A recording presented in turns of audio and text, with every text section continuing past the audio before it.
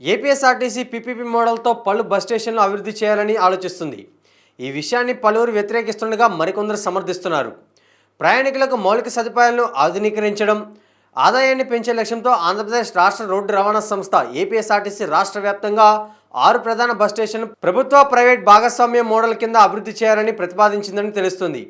ఈ విషయాన్ని ఆర్టీసీ ఉద్యోగ సంఘాలు వ్యతిరేకిస్తున్నట్టు సమాచారం. 3 నుండి 5 దశాబ్దాల వరకు ప్రభుత్వ ఆస్తులను పీపీపీ కింద ఇవ్వడం వల్ల కార్పొరేషన్ కూలిపోతుందని, ఆదాయం సంపాదించడం మాత్రమే లక్ష్యంగా పెట్టుకొని ఇబ్బందులు వస్తాయని ఉద్యోగులు అంటున్నారు. మొత్తం 958 కోట్లతో అభివృద్ధి చేయాలని ప్రభుత్వం నిర్ణయించింది. ఇందులో ఆటోనగర్, విజయవాడ, గుంటూరు, కర్నూలు, మద్దిలపాలెం, విశాఖ, చిత్తూరు బస్టాండ్ల విస్తీర్ణ, ఆధునీకరణ చేయనున్నారు. తిరుపతి బస్టాండ్ అభివృద్ధి పనుల కింద సహకారంతో ఇప్పటికే ప్రారంభమయ్యాయని అధికార వర్గాలు పేర్కొంటున్నాయి. ఇది కాగా ప్రైవేట్ సంస్థలు ముందు రాగానే ఇతర బస్టాండ్ల పనులు చేపడతారు.